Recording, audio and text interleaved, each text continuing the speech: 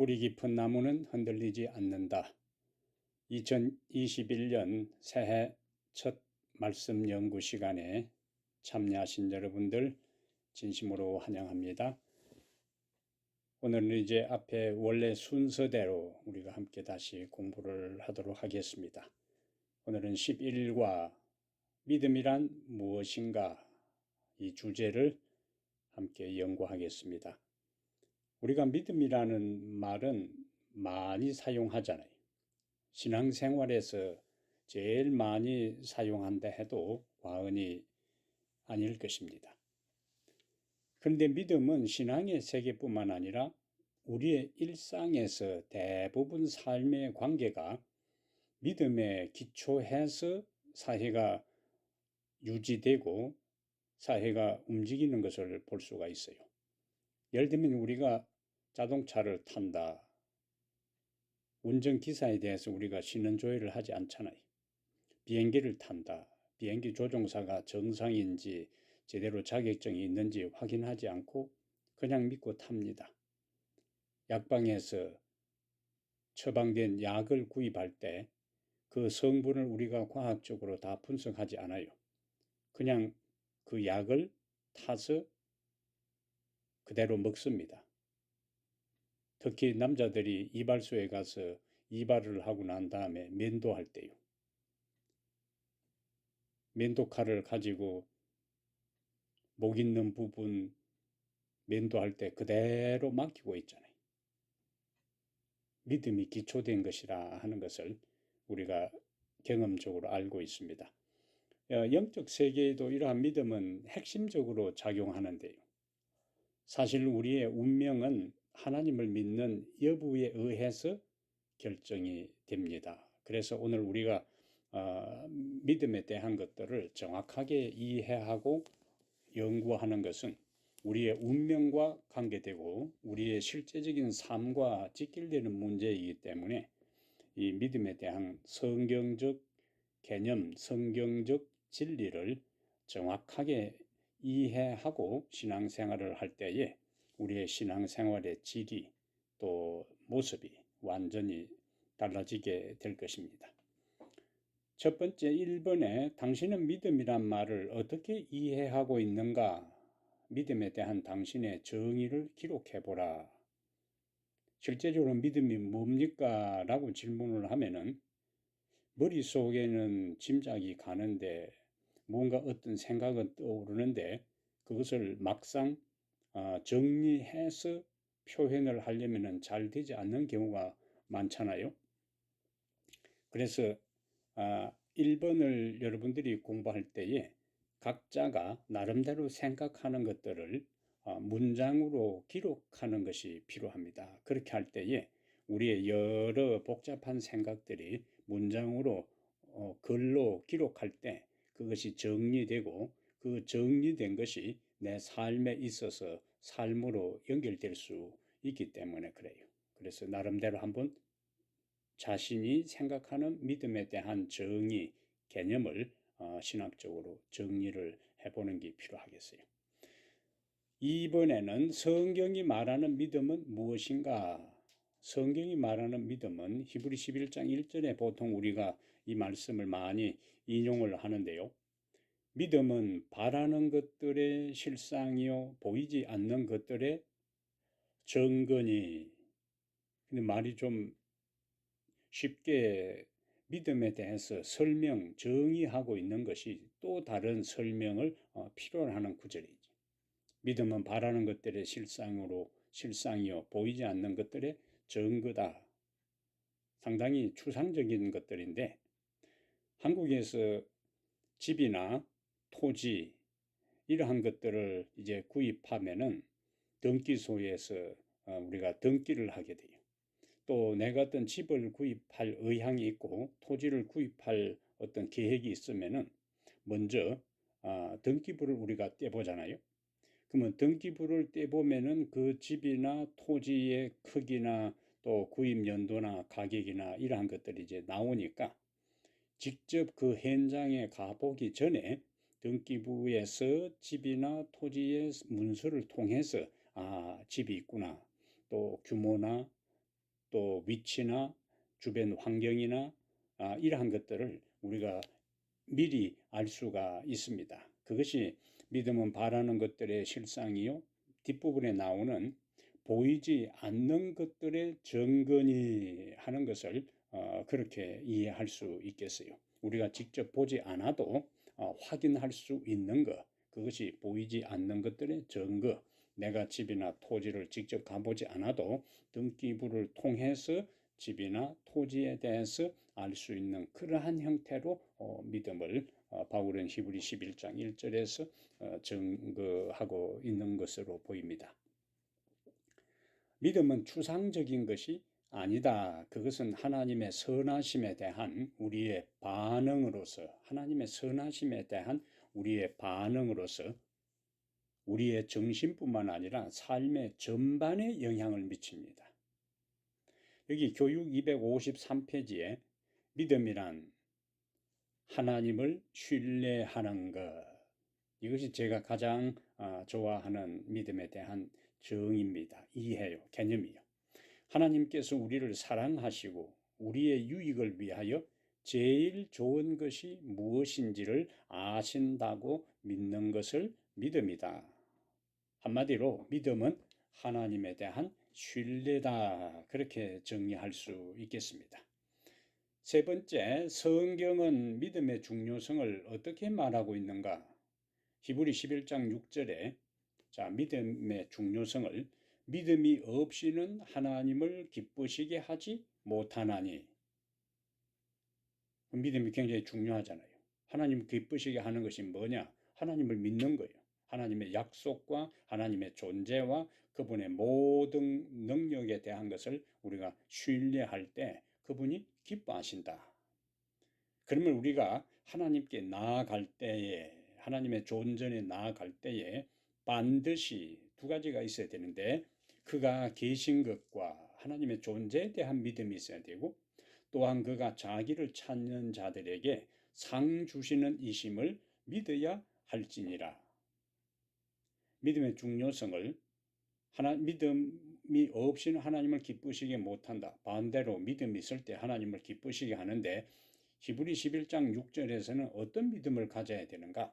하나님의 존재에 대한 것과 하나님이 존재하는 것을 믿는 것으로 끝나지 않고 살아 계신 그분이, 존재하신 그분이 자기를 믿고 자기를 간구하는 자들에게 최상의 선물을, 최상의 가치 있는 것을 주신다는 사실까지를 믿어야 할 때, 그때 믿을 때 하나님은 우리를 기뻐하시고 약속하신 상, 그것이 구원이든지 그것이 우리의 일상의 삶에 필요한 것이든지 그것이 궁극적으로 하늘의 영원한 영생과 천국이든지, 여기 상이라는 개념 속에 다 포함될 수 있다고 생각을 합니다.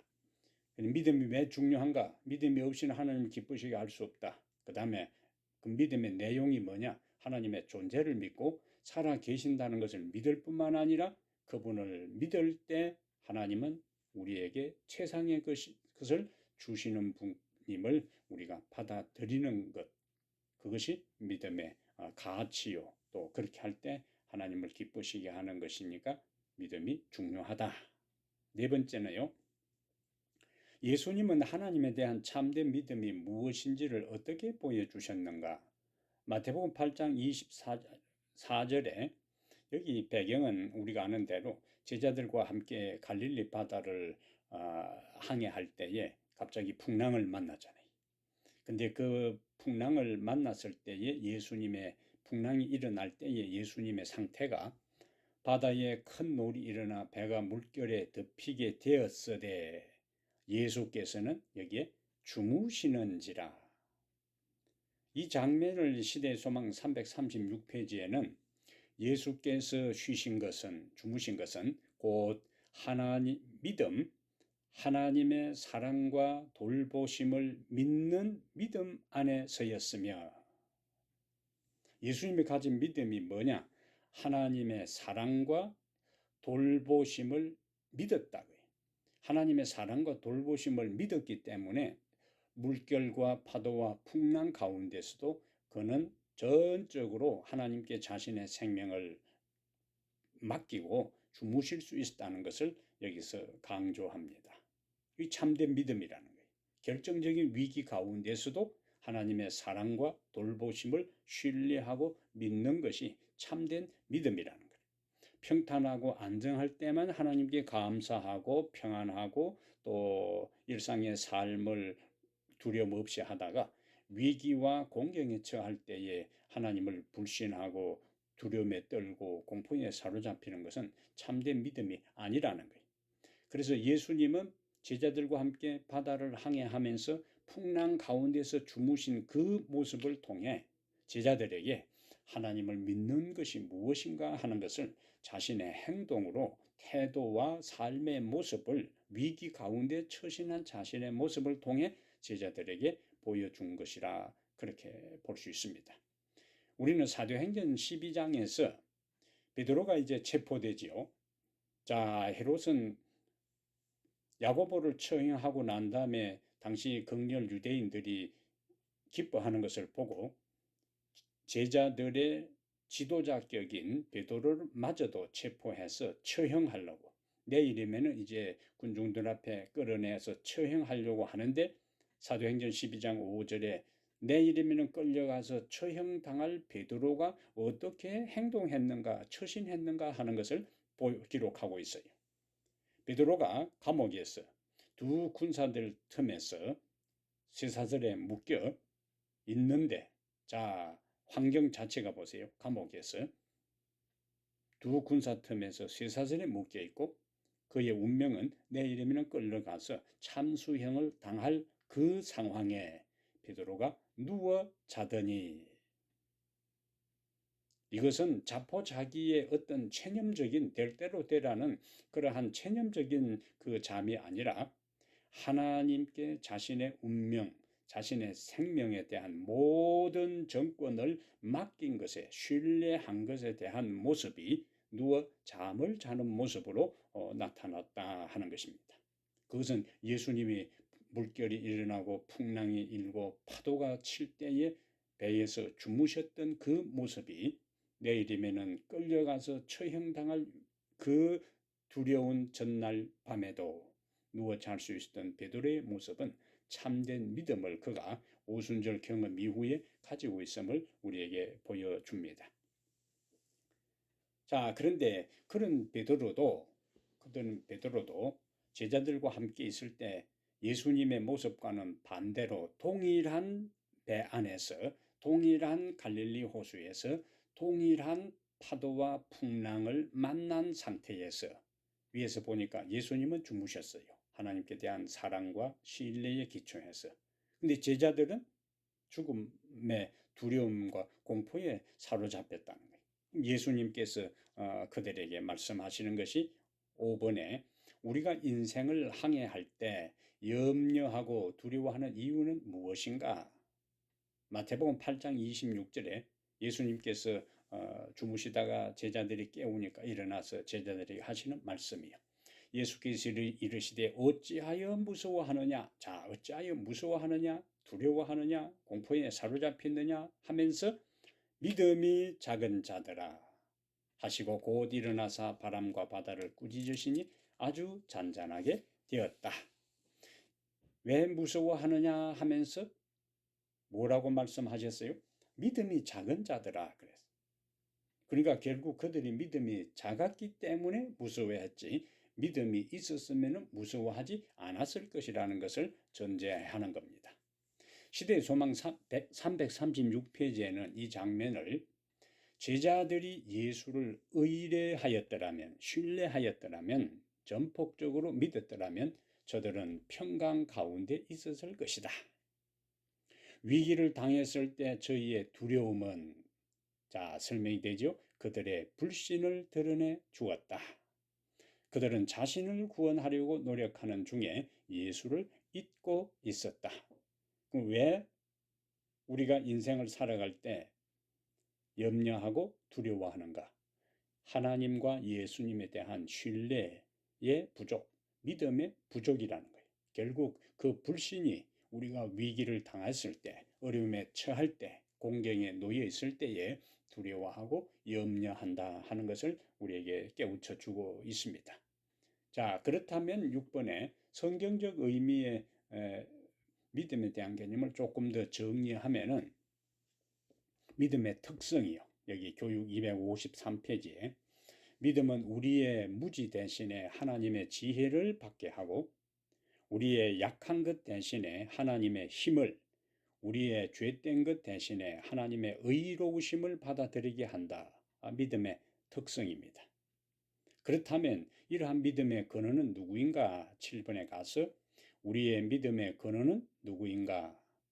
히브리 12장 2절에 믿음의 주요 또 온전하게 하시는 이인 예수를 바라보자. 예수를 바라보자 하는 것은 우리의 시선을 예수님께 고정시키는 거예요. 우리의 시선을 예수님께 고정시키는 거예요. 집중해서 다른 모든 것은 바라보지 않고 오로지 예수님께 우리의 시선을 고정시키는 것이 예수를 바라본다 할 때의 의미입니다. 그 다음에 믿음의 주요 또 온전케 하신다는 말의 의미는 우리의 믿음의 시작과 믿음의 완성자, 한마디로 우리에게 모든 믿음의 근원, 우리에게 믿음을 주시고 우리의 믿음이 성장하게 하고 우리의 믿음이 완성되게 하시는 그 주체가 누구냐? 예수님이시라는 거예요.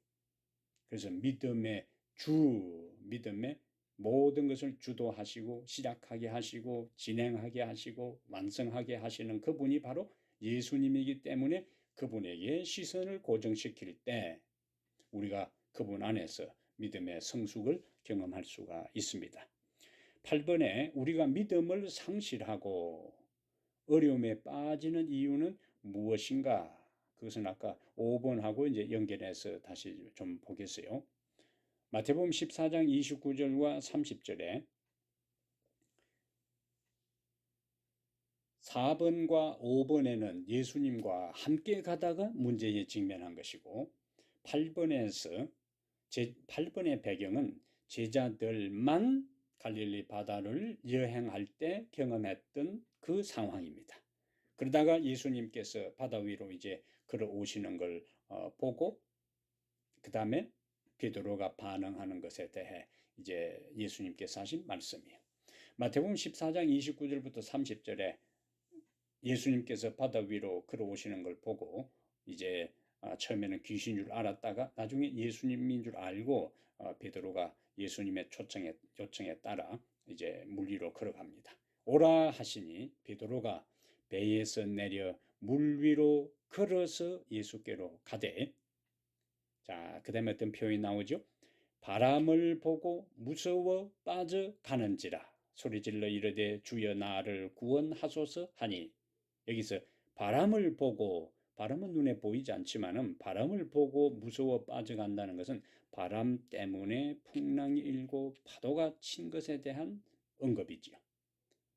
자, 이것을 시대소망 381페이지에는 이렇게 설명합니다. 베드로는 예수를 바라보면서 안심하고 걸어갔다. 그 우리가 7번에서 본 거예요. 예수를 바라보자. 예수에게 시선을 고정시키는 거예요. 예수에게 시선을 고정시킬 때에 주변의 모든 것을 잊어버리고 그가 당당하게 물 위로 걸어갈 수 있었던 거예요.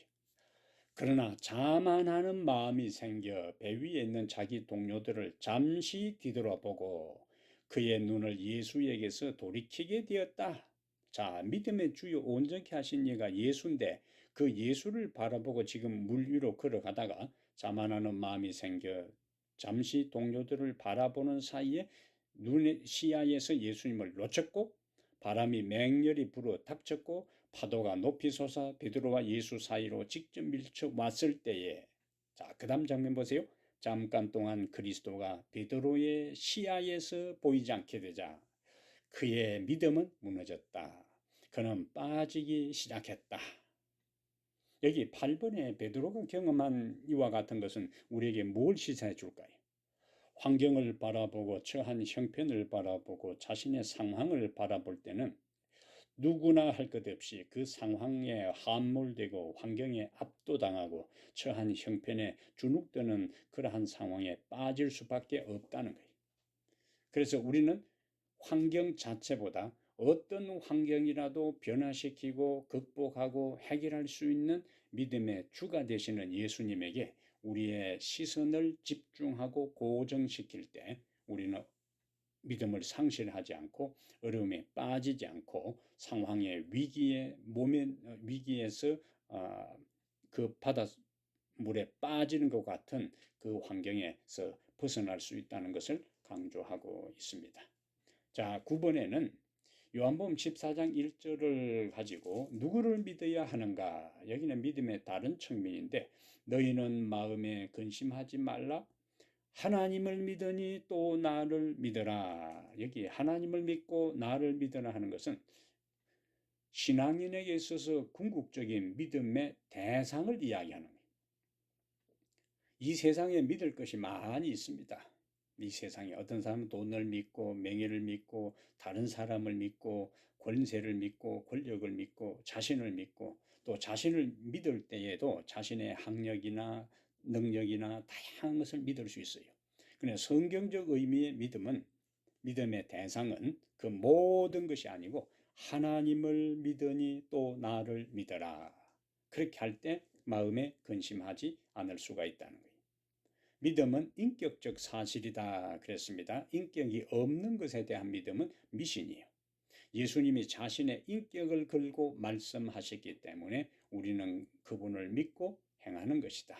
그래서 믿음은 인격적 관계다 하는 거예요. 내가 예수를 믿는다 하는 것은 예수님의 존재와 예수님의 능력과 그분이 나에 대한 약속과 보장과 허락 그 모든 것을 우리가 믿을 수 있는 것은 그분이 말씀하시고 보장하시고 허락하신 모든 것을 이룰 수 있는 분이라는 그분 존재에 대한 믿음이 있기 때문에 그 약속까지도 믿는 거예요. 그러니까 약속과 허락과 보장과 모든 상을 믿기 전에 그분 존재의 인격을 먼저 믿고 인격적 관계가 형성될 때 나머지는 자연적인 열매로 우리에게 경험되고 제공되고 부여된다 하는 것을 여기서 알 수가 있습니다. 자, 10번에서 하나님께서 우리에게 예수님을 믿을 만한 어떤 증거를 주셨는가? 예수님은 요한복음 14장 1절에서 너희는 마음에 근심하지 말라. 하나님을 믿으니 또 나를 믿으라고 했는데 성경에서는 하나님께서 무조건 하나님이나 예수님은 자신을 그냥 믿으라고 우리에게 강요하지 않아요. 믿을 만한 증거를 주십니다. 그것이 사도행전 17장 31절이에요. 하나님께서 우리에게 예수님을 믿을 만한 증거를 주셨는데 그 증거는 이는 정하신 사람으로 하여금 천하를 공의로 심판할 날을 작정하시고 이에 이제 중요합니다. 그를 죽은 자 가운데서 다시 살리신 것으로 모든 사람에게 믿을 만한 증거를 주셨다. 우리가 예수님을 인격적으로 신뢰하고 따르고 믿을 수 있는 것은 하나님께서 그분을 죽은 자 가운데서 살리심으로 우리에게 믿을 만한 증거를 주셨다는 거예요. 만약에 예수님이 돌아가시고 난 다음에도 사흘 후에 살아나지 않았다. 그럼 우리는 예수님을 우리의 인생의 절대적 주권자로 구원자로 믿을 수가 없는 겁니다. 자, 이렇게 우리가 이러한 믿을 만한 증거에 기초해서 그분을 믿을 때, 자, 11번에 우리가 예수님을 믿을 때 하나님과 어떤 관계가 형성되는가? 갈라디아 3장 26절에 너희가 다 믿음으로 말미암아 그리스도 예수 안에서 하나님의 아들이 되었으니, 자, 우리가 예수님의 인격을 믿을 때 우리는 하나님의 아들, 칭자, 하나님의 자녀가 되는 겁니다. 그는 믿음의 대상은 예수님이시고 믿을 만한 근거는 예수님의 부활이고 그러한 근거에 기초해서 예수님을 믿을 때 우리는 하나님의 아들이 된다. 12번에 또 다른 믿음의 결과, 열매가 믿음의 최종 목적은 무엇인가? 베드로전서 1장 8절과 9절에 예수를 너희가 보지 못하였으나 사랑하는도다. 이제도 보지 못하나 믿고 말할 수 없는 영광스러운 즐거움으로 기뻐하니 자 믿음의 결국 곧 영혼의 구원을 받음이라. 믿음의 열매, 믿음의 결국은 영혼의 구원입니다.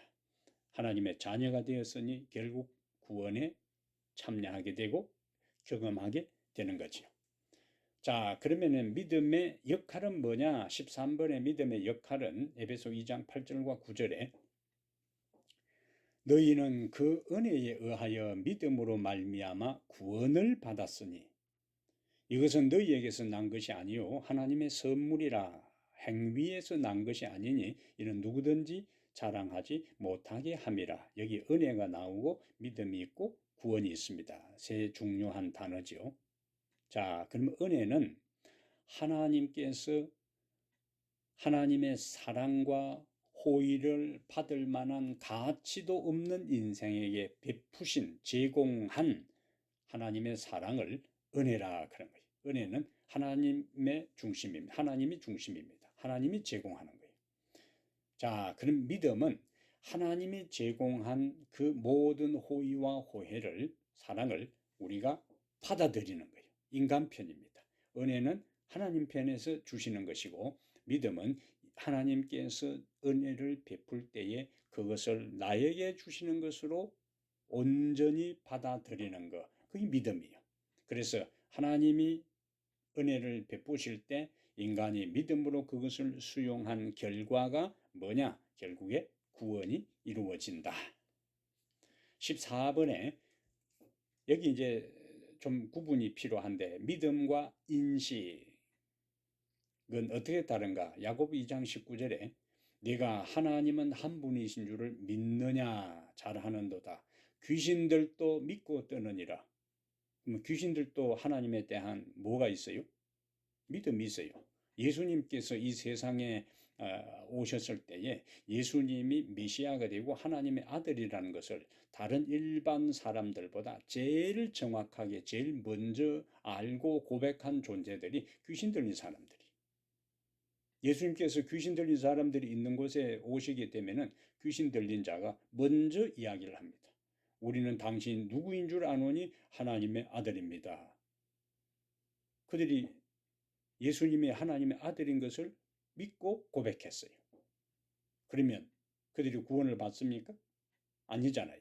여기서 우리가 믿음과 인식이라는 용어를 구분할 필요가 있다는 거죠. 인식은 단지 그 팩트, 사실을 인정하는 거예요. 그러나 팩트로 인정한, 사실로 인정한 그 존재에게 자신의 인격을 바치지는 않습니다. 자신의 삶은 그대로 살아가는 거예요. 그래서 진정한 믿음은 그것을 사실을 현실로 받아들이고 실제로 받아들이고 그 다음에 그 존재에게 자신의 삶까지도 바치는 것인데 인식은 하나님의 존재도 믿고 예수 그리스도도 믿고 하지만은 자신의 삶은 바치지 않는 거예요. 그것은 인식에 끝나는 겁니다. 그래서 신앙생활을 한다고 하면서 교회 다니고 말씀을 배우고 예배 참여하고 기도하고 오랫동안 신앙의 길을 걸어왔다 할지라도 하나님의 존재와 그리스도와 성령과 종말적 사건을 다 믿는데 해도 그 예수 그리스도에게 말씀 앞에 자신을 굴복시키고 바치지 않는다면 그 사람은 인식 단계에 머물고 있는 것이고 그러한 사람은 인식 단계에 머물고 있으면서 의지를 들이지 않고 마음을 굴복시키지 않고 애정을 그분께 고정시키지 않고 전적으로 신뢰하지 않을 때 그 사람에게는 구원이 없는 거예요. 우리의 구원은 인식으로 구원받는 것이 아니라 믿음으로 구원받기 때문에 그렇습니다. 자, 14번과 연결해서 15번에 자기 나름대로 한번 정리를 해보세요. 당신은 지금 주님에 대하여 인식의 단계에 있는가? 믿음의 단계에 있는가? 자, 16번에 그러면은 이 믿음이 이 정도로 중요하다면 믿음의 기초는 무엇인가? 마태복음 7장 24절에 그러므로 누구든지 나의 이 말을 듣고 행하는 자는 그 집을 반석 위에 우리의 인생의 집을 반석 위에 지은 지혜로운 사람 같으리니 여기 반석은 예수님이고 반석은 하나님의 말씀입니다. 참된 믿음은 성경의 약속과 법도의 근거를 두고 있다. 대쟁투 472페이지에 있는 말씀이에요. 말씀의 믿음의 기초를 둔 사람은 살아남을 것이고 그렇지 않은 사람은 배도하여 주님을 떠날 것입니다. 우리의 믿음의 기초는, 자, 제자들 우리가 한번 생각해 봅시다. 예수님의 제자들은 예수님과 3년 반 동안 따라다니면서 수많은 기적을 목격했어요. 예수님과 함께 있었습니다. 예수님의 기적을 수많은 다른 사람이 보지 못하고 경험하지 못했던 수많은 기적을 목격했어요. 그런데 그들은 예수님이 십자가에 달려 돌아가시기 전에 그들은 다 부인하고 도망갔습니다. 그러다가 예수님의 부활한 이후에 제자들하고 얼마 같이 있었죠? 사도행전 1장에 보면은 예수님의 제자들하고 40일 동안 함께 있었습니다. 근데 40일 동안 뭐 하셨는가? 예수님은 40일 동안 제자들과 함께 특별 사경회를 가졌어요. 말씀을 가르친 겁니다. 구약에 나타난 자신에 대한 예언과 그 예언이 어떻게 성취되었는지에 대해서 말씀을 가르쳤어요. 그러므로 우리의 믿음의 기초는 기적이나 어떤 예수님을 목격한 그것이 아니고 그분이 하신 말씀을 제대로 이해할 때 우리는 흔들리지 않고 믿음의 길을 갈 수가 있습니다. 그래서 대쟁투 593페이지에 하나님의 모든 계명을 순종하기 위하여 노력하는 자들은 반대와 조롱을 받을 것이다. 종말의 때요. 그러나 그들은 오직 하나님 안에서 견딜 수 있다. 어떻게 견딜 수 있는가? 성경의 진리로 마음을 견고히 방어한 자들 외에는 아무도 최후의 대쟁투를 견디지 못할 것이다. 이 문장을 반대로 해석하면 성경의 진리로 마음을 견고히 방어한 자들만이 최후의 대쟁투에 흔들리지 않고 배도하거나 변절자가 되지 않고 믿음 안에서 굳게 서서 최후의 승리자가 될 수가 있는 겁니다. 그러므로 우리의 믿음의 기초는 하나님의 말씀이요. 그래서 지금 우리가 하나님의 말씀을 이렇게 깊게 연구하고 있는 겁니다. 17번에 참된 믿음을 소유한 사람의 모습은 무엇인가? 이제 참된 믿음을 소유한 사람의 삶의 모습이요. 야고보 2장 21절과 22절에 우리 조상 아브라함이 그 아들 이삭을 제단에 바칠 때에 행함으로 의롭다 하심을 받은 것이 아니냐. 네가 보거니와 믿음이 그의 행함과 함께 일하고 행함으로 믿음이 온전하게 되었느니라. 그래서 참된 믿음을 소유했다 하는 것은 그 믿음을 소유한 그것이 무엇으로 나타나는가? 하나님에 대한 순종으로 나타나는 거예요. 하나님에 대한 말씀에 순종이 없다는 것은 그가 아직 참된 믿음을 갖지 않다 하는 이야기입니다. 그래서 야고보 2장 26절에도 영혼 없는 몸이 죽은 것 같이 행함이 없는 믿음은 죽은 것이라고 그렇게 했잖아요. 그래서 참된 믿음은 순종으로 나타나고 순종이 나타나지 않는 상태에 믿는다고 하는 것은 참된 믿음이 아니다. 자, 18절에 이제 일상의 삶입니다. 17번까지는 하나님과의 관계 속에서 말씀을 어떻게 반응하느냐가 그 사람의 진정한 믿음을 소유한 여부를 드러냈는데 이제 실제적인 삶에서 믿음이 어떤 역할을 하는가? 18번에 믿음을 가지고 사는 성도의 모습은 어떠해야 하는가? 이사야 40장 30절과 31절에 소년이라도 피곤하며 곤비하며 장정이라도 넘어지며 쓰러지되, 자, 그 다음에 오직 여호와를 앙망하는 자는, 여기 앙망하는 자, 바라보는 자, 시선을 고정시키는 자, 신뢰하는 자는 새 힘을 얻으리니 독수리의 날개치며 올라감 같을 것이요 다른 박질하여도 곤비하지 아니하겠고 걸어가도 피곤하지 아니하리로다. 그러니까 믿음은 단지 예수를 믿음으로 우리가 구원받는다는 그 차원뿐만 아니라 우리의 일상의 삶에서도 하나님에 대한 참된 믿음을 가지고 있을 때 이렇게 살아갈 수 있다는 거예요. 신명기원 147페이지에 참된 믿음에는 시간의 경과나 수고의 가중함이 쇠약하게 할 수 없는 탄력성과 원칙에 대한 확고함과 목적에 대한 견인 불발성이 있다.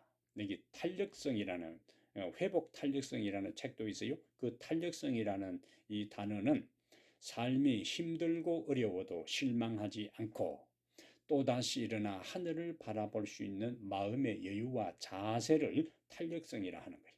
그럼 이 탄력성은 어디에서 나타나는가? 참된 믿음을 가질 때에 우리는 이와 같은 삶이 힘들고 어려워도 실망하지 않고 또다시 일어나 하늘을 바라볼 수 있는 마음의 여유와 자세를 가질 수가 있습니다.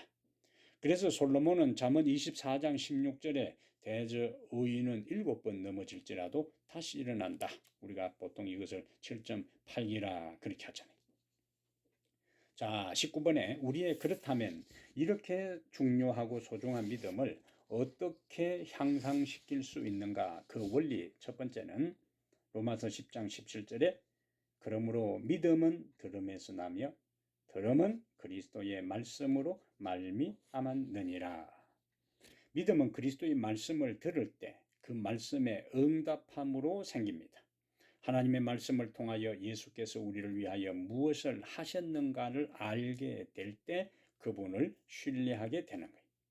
그래서 말씀을 통해서 하나님은 어떤 분이신가, 그리스도는 어떤 분이신가, 그 존재에 대한 명확한 이해를 갖고 그리고 그분이 그러면 나를 위해서, 자, 그러한 존재가 나를 위해서 무엇을 하셨는가 하는 것을 말씀을 통해서 깊이 이해하게 될 때 우리는 그분에 대한 신뢰가 형성되고 믿음이 성장하게 되는 거예요. 그래서 교육 254페이지에 하나님의 말씀을 내 소유로 하기 위하여 믿음을 행사할 때 그 믿음은 자라난다. 믿음을 강하게 하려면 우리는 자주 하나님의 말씀에 접촉해야 한다. 믿음을 강하게 하려면 우리는 자주 하나님의 말씀에 접촉해야 한다. 자, 두 번째는 요한복음 17장 3절에 예수 그리스도를 알아. 그분의 약속을 신뢰하라. 영생은 곧 유일하신 참 하나님과 그의 보내신 자 예수 그리스도를 아는 것이라 그랬습니다. 주께서 말씀하셨으니 그 말씀을 성취하실 것이다. 주님께서 하신 모든 말씀은 꼭 그대로 이루어지는 것이므로 그분의 허락을 잠잠히 의뢰하라. 주님께서 당신의 말씀으로 나에게 말씀하셨으니 주께서 약속하신 그대로 모든 약속을 성취시킬 것이다. 불안정한 상태에 빠지지 말라. 확고히 신뢰하라. 가래보면 기별 1권 83페이지 84페이지입니다. 자, 세 번째, 어떻게 하면 우리의 믿음이 자라고 기초가 튼튼히 내릴 수 있는가? 시편 107편 8절에 하나님을 찬양하는 습관을 기르라. 여호와의 인자심과 인생에게 행하신 기적으로 말미암아 그를 찬송할지로다. 불평하고 원망하고 불신하면은 점점 망가지는 거예요. 하나님께 향했던 그 작은 믿음마저 상실하게 버리고 맙니다. 그러나 하나님께서 나의 인생에 행하신 그 일들 하나하나를 기억하여 추억하고 되새기고 감사하고 찬송할 때 우리의 믿음이 자라게 된다는 거예요. 찬양한 것만큼 감사한 것만큼 우리의 희망과 용기와 믿음은 증가되게 될 것입니다. 그래서 우리는 과거에 이스라엘 백성들에게 끊임없이 애굽에 살 때 광야에서 인도했던 때를 기억하라 하는 것은 자기들이 어떤 상태에 있을 때 하나님께서 그들을 인도하셨고 돌보셨고 보호하셨고 구원하셨고 승리하셨는 것을 생각할 때 감사하고 찬양하게 되고, 그러면 과거에 하나님께서 이렇게 하셨다면 현재에도 하실 것이고 앞으로도 하실 것에 대한 믿음과 확신이 자라나게 되는 겁니다. 그다음에 네 번째, 어떻게 하면 믿음이 자라는가? 믿음을 말하고 행하라. 마가복음 11장 24절에 내가 진실로 너희에게 이르노니 누구든지 이 산들을 들리어 바다에 던져지라 하며 그 말하는 것이 이루어질 줄 믿고 마음에 의심하지 아니하면 그대로 되리라. 자, 그럼 밑에 문장 보세요. 믿음이 자라기를 바라면 어떻게 해야 되는가? 믿음으로 말하고 믿음으로 살고 믿음으로 행하면 우리의 믿음은 자라게 되어 있습니다. 다섯 번째, 믿음으로 기도하고 하나님 사업에 헌신하라. 이것은 열왕기상 19장 15절 16절은 엘리야가 갈멜산 대결에서 거짓 선지자들을 다 제거하고 아합 왕 앞에서 왕궁까지 인도한 다음 분노한 이세벨이 그를 죽인다 할 때 그가 도망가잖아요. 완전히 슬럼프에 빠지고 탈진되어서 그가 도망갑니다. 근데 하나님께서 천사를 보내서 그에게 먹을 것을 주고 격려한 다음 호렙산에서 만나자고 하잖아요. 자, 호렙산에서 만나서 하나님께서 엘리야를 대면한 다음에 그에게 믿음을 주시는, 그를 다시 사명을 부여하면서 회복시키는 장면이 열왕기상 19장 15절 16절이에요. 거기서는 하사엘에게 기름을 부어 아람 왕이 되게 하고 님시 아들 예후에게 기름을 부어 이스라엘의 왕이 되게 하고 사밧의 아들 엘리사에게 기름을 부어 너를 대신하여 선지자가 되게 하라. 탈진한 엘리야를 하나님께서 따독거리고 격려한 다음에 다시 엘리야의 믿음을 회복시키는 과정에 하나님께서 하신 것이 뭐냐? 그에게 사명을 주신 거예요. 엘리야는 이 일을, 하나님께서 그에게 주신 사명을 따라 했을 때에 그의 믿음이 회복되고, 믿음이 회복되었기 때문에 결국에 그는 하늘로 불병거를 타고 승천할 수 있었습니다. 자, 이 장면을 엘렌 G. 화이트 선자 왕 164페이지에서 낙심한 자들을 위한, 믿음을 상실하고 낙심한 자들, 낭망한 자들을 위한 확실한 치료제를 했어요. 그것은 뭐냐? 신앙과 기도와 사업이다. 열심히 기도만 한다고 되는 것이 아니고 기도했으면 활동해야 되는 거예요. 신앙과 활동은 자신감과 만족을 줄 것이며 그것들은 날마다 증가하게 될 것이다. 분명한 원리가 여기에 나와 있습니다. 당신은 불안한 예감이나 심한 절망적인 감정에 빠지고 싶은 시험을 당해본 일이 있는가? 가장 암담한 날, 형세가 가장 어려운 것처럼 보일 때에도 두려워하지 말고 하나님을 믿어라. 하나님께서는 당신의 연약함을 아시고 필요를 채워주시고 믿음이 성장하도록 도와주실 것이다. 20번에는 다음의 말씀을 기도하는 마음으로 정독하고 당신의 느낌과 결심을 기록해 보라. 이 말씀은 정로의 계단 63페이지에서 제가 인용한 말씀입니다. 이 말씀 네 문단을 천천히 기도하는 마음으로 읽으시면은 진정한 믿음이 무엇이며 어떻게 그 낙담한 가운데서 벗어날 수 있는가 하는 것을 여기서 발견할 수 있습니다. 마지막 문단만 잠깐 읽어보겠어요. 우리가 우리 자신에게 자랑할 만한 것이 적다고 보면 볼수록 우리는 우리 구주의 무한하신 순결과 사랑 가운데서 존중할 만한 것을 보게 될 것이다. 우리 자신의 죄가 중하다는 것을 깨닫게 될 때에 우리를 사유하시는 자에게로 달려가게 될 것이다. 사람이 자신의 속절없음을 깨닫고 그리스도께 손을 내밀 때에 그는 당신의 능력을 나타내실 것이다. 정로의 계단 63페이지. 저는 이 정로의 계단을 한 20번 정도 읽었어요.